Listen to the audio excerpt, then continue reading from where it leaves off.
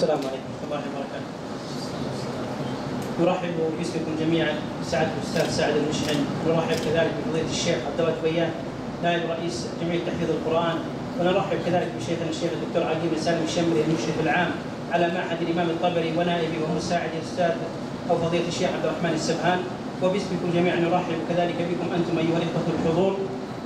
معهد الإمام الطبري باختصار هو أخذ أو حمل على عاتقه تسهيل طلب العلم الشرعي على الناس وتقريبهم إليه، وكذلك من خلال إقامة برامج عديدة، من أهمها هو برنامج الدبلوم الشرعي الذي يتخرج فيه الطالب بعد سنتين، يكون ملما بجميع العلوم الشرعية بشتى فنونها، ويكون مؤهلا لتعليم الناس وإرشادهم ودلالتهم على الحق، وكذلك الأعمال العبادية كالطهارة والصلاة وغيرها.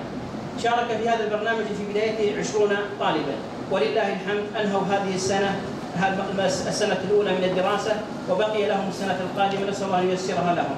كذلك حمل المعهد على عاتقه متابعة أبناء المحافظة من الطلاب الجامعيين في خارج المحافظة يدرسون خارج حفر الباطن من أبناء حفر الباطن بإقامة برامج علمية، وبدأنا بمجموعة من الطلاب في محافظة الزلفي في برنامج بالقراءة المنهجية، وكان عدد المشاركين فيها 15 طالبا، ولله الحمد مجموع ما تمت قراءته من خلال تقريبا 6 أشهر أو 7 أشهر أكثر من 13845 صفحة من فنون العلم الشرعية.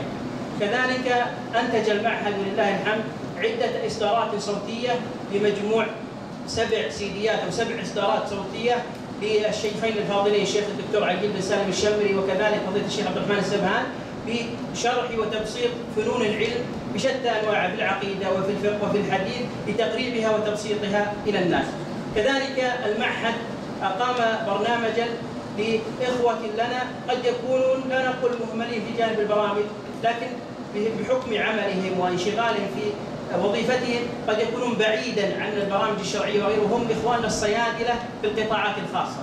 فالمعهد أخذ أو حمل على عاتقه إقامة برنامج للصيادلة أسماه ببرنامج تثقيف الصيادلة بأهم المسائل الشرعية وأحكامها، وبلغ عدد المشاركين في فروعه الأربعة 68 صيدليا. قسم البرنامج على 4 كتب في أهم كتب العقيدة، كتاب القواعد الأربعة ونواقض الإسلام وكشف الشبهات والأصول الثلاثة، كلها للإمام المجدد الإمام محمد بن عبد الوهاب رحمه الله تعالى، شرح فضيلة الشيخ عبد الرحمن البراج. أخذ فيها إخواننا الصيادلة هذا الكتاب كاملا وقرأوه ولله الحمد، وضعت لهم اختبارات في كل كتاب اختبار لنبين كمية الاستفادة مما قرأوه في هذا الكتاب، ولله الحمد. كذلك بلغ مجموع ما قرأوه هؤلاء الصيادلة 2941 صفحة. كذلك أقام معهد الإمام الطبري في شهر القرآن، شهر الخير والبركة، شهر رمضان، أقام برنامجا يناسب هذا الشهر، برنامج أسماه برنامج جيل يتدبر. وفكرة هذا البرنامج هو تقريب جزء عامة للناس وتبسيطه من خلال توضيح آياته وإعطاء بعض التدبرات والتأملات إليه. وأقيم البرنامج في جامع الصاعدي بعد صلاة الفجر مدة ربع ساعة. كذلك كان البرنامج منقولا حيا عبر التصوير الفيديو حتى يستفيد من لا يستطيع الحضور. كذلك كان البرنامج مسار آخر في تويتر للناس، فننقل هذا الدرس الذي صورناه الفجر ينقل عبر تويتر، ولله الحمد كان عدد المستفيدين فيه طيلة هذه 20 يوم أكثر من 11800 مستفيد ولله الحمد. كذلك بلغ مجموع المستفيدين في جميع المسارات في برنامج جيل يتدبر. كذلك أقمنا برنامج حفظ غريب القرآن، تكون هناك كلمات في بعض السور مثل سورة الفلق، وقب، قاصد، يجهلون كثير منهم هم يقرؤون في صلاتهم، فالمعهد حمل برنامج لتقريب هذه المعلومات الناس وتوضيحها لهم. شارك في البرنامج قرابة 100 مشارك ولله الحمد، وأقيمت لهم اختبارات في غريب القرآن.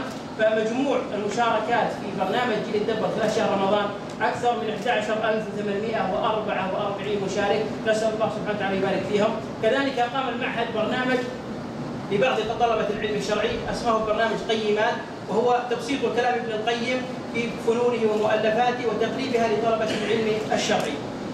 هذا مجمل ما أقامه معهد الإمام الطبري خلال 10 أشهر فقط، نسأل الله التوفيق والعناية. هذه الإحصائيات.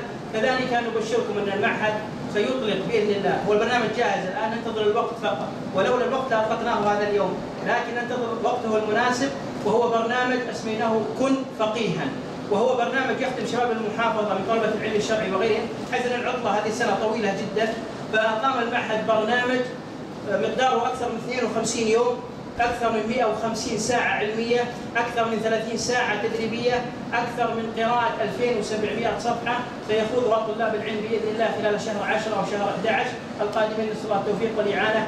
كذلك وهذا طموحنا خلال الفصل القادم، وادعوا الله معنا في هذه الأيام الفاضلة أن ييسره، وهو دبلوم للقراءات للحفاظ في حفظ الباطل. أكثر الحفاظ في حفظ الباطل الكبار قد يرغب أنه يدرس القراءات العشر في القرآن، لكن ما يتيسر له لبعد الكليات الشرعيه او غيرها، فالمعهد خلال هذه الايام يسعى الى اقامه خلال الفصل القادم برنامج في القراءات العشر لخدمه لحفاظ القران الكريم، ويكون شرطا ومتقنا للقران كاملا حتى يتيسر له القبول. ادعو الله ان ييسر لنا هذا البرنامج، نسال الله التوفيق والاعانه. هذا والله اعلى واحكم، وصلى الله وسلم على نبينا.